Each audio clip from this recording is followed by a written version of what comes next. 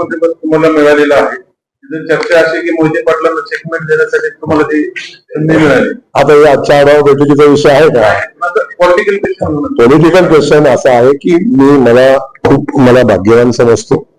माझ्यासारखा एक शेतकऱ्यांच्या कुटुंबातला, सर्वसामान्य कुटुंबातला, कुठल्याही राजकीय पार्श्वभूमी नसणारा एक कार्यकर्ता समाजकारण राजकारणामध्ये येतो, 4थ्या वेळी आमदार होतो आणि आमदार होत असताना राज्याच्या ग्रामविकास खात्याची जबाबदारी माझ्यावर येते आणि ही जबाबदारी माझ्यावर येत असताना माझ्यावर पालकमंत्री म्हणून जी जबाबदारी मिळालेली आहे ती सोलापूरची मिळालेली आहे. आणि आपल्या सगळ्यांना माहिती आहे, आपल्या सगळ्यांचं श्रद्धास्थान, आपल्या सगळ्यांचा अभिमान, आपल्या सगळ्यांचं आस्थास्थान असणारं विठुरायाची नगरी या सोलापूर जिल्ह्यामध्ये आहे.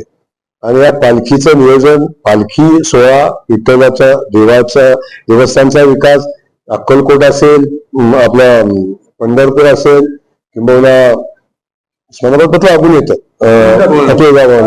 ते लागून येतं.